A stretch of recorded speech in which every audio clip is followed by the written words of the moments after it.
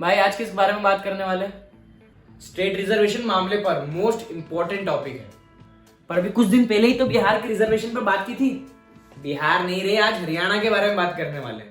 अब हरियाणा में क्या हो गया? और ये टाइम पर मुझे साला कुछ पता क्यों नहीं चलता है?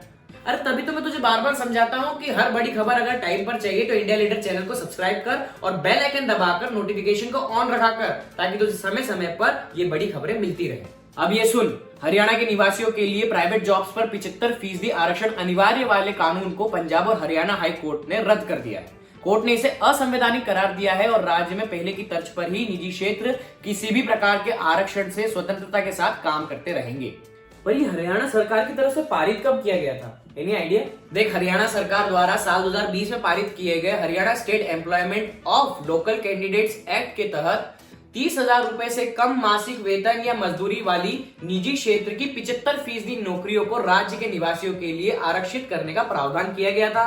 इसके लिए अधिवास प्रमाण पत्र जरूरी किया गया था। साल 2020 से पहले अधिवास की आवश्यकता 15 वर्ष की थी, लेकिन अब इसे घटाकर सिर्फ 5 वर्ष कर दिया गया है। ब्रो, जैसा कि तूने बताया कि पंजाब और हरियाणा कोर्ट ने इस मामले को, मतलब ये 75% वाले मामले को रद्द कर दिया है, तो इस केस में सरकार को अपोज करने वाला था कौन? देख, हरियाणा सरकार के इस कानून के खिलाफ गुरुग्राम इंडस्ट्रियल एसोसिएशन और अन्य नियुक्त निकायों ने हाईकोर्ट में याचिका दायर की थी। याचिकाकर्ताओं ने तर्क दिया था कि कानून के पीछे की अवधारणा एम्प्लॉयर्स के असंवैधानिक अधिकारों का उल्लंघन है।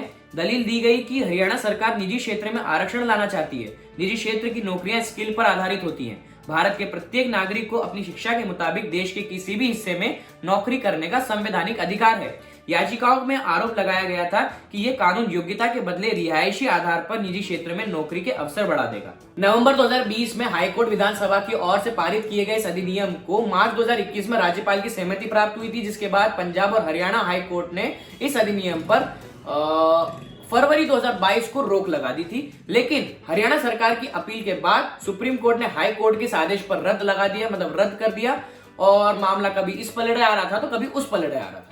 लेकिन सुप्रीम कोर्ट ने अपने फैसले में हाई कोर्ट से याचिकाओं पर जल्द फैसला लेने को भी कहा था, जिसके बाद शुक्रवार 17 नवंबर को याचिकाओं पर सुनवाई करते हुए जस्टिस जीएस संधावालिया और हरप्रीत कौर जीवन की बेंच ने इस कानून को असंवैधानिक करार दिया और इसे रद्द कर दिया।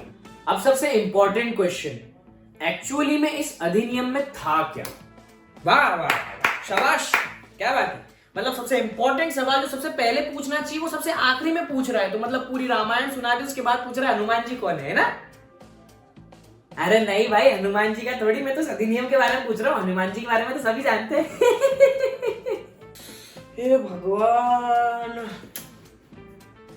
चुप, बिल्कुल चुप, बता रहा हूं। इस कानून के मुताबिक private companies, trust, societies, limited liabilities वाली पार्टनरशिप फर्म के नियोक्ताओं या कोई भी व्यक्ति हरियाणा में निर्माण या व्यवसाय या कोई भी सेवा प्रदान करने के उद्देश्य से वेतन या मजदूरी पर 10 या उससे अधिक व्यक्तियों को काम पर रखता है, उस पर यह अधिनियम लागू होता है।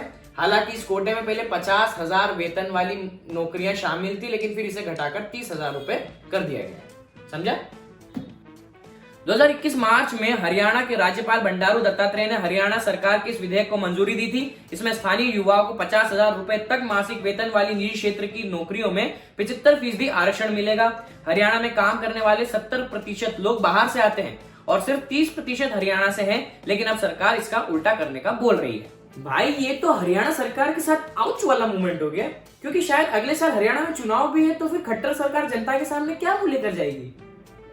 हाँ, ये सही कहा तूने, क्योंकि ये वही मुद्दा है जिसे 2019 के विधानसभा चुनाव से पहले दुष्यंत चौटाला जनता के सामने लेके गए थे, और सारे चुनावी वादों में से ये आरक्षण वाला जो वादा है ये भी प्रमुख रूप से शामिल था। और इस कानून को जननायक जनता पार्टी के दिमाग की उपज के रूप में देखा गया था, जो राज्य में बीजेपी की सहयोगी है और जिसके नेता दुष्यंत चौटाला हरियाणा के उप मुख्यमंत्री के रूप में कार्यरत है।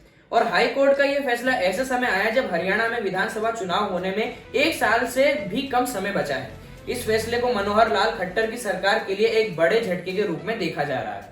फिलहाल के लिए इतना ही। अगली बड़ी खबर के लिए जुड़े रहिए इंडिया लीडर चैनल के साथ। तब तक आप इस वीडियो को लाइक और शेयर करें और इंडिया लीडर चैनल को सब्सक्राइब करें, और हाँ, बेल आइकन को भी दबा दें, क्योंकि क्या है, समय पर बड़ी खबर मिलते रहना बहुत जरूरी है। Thank you very much.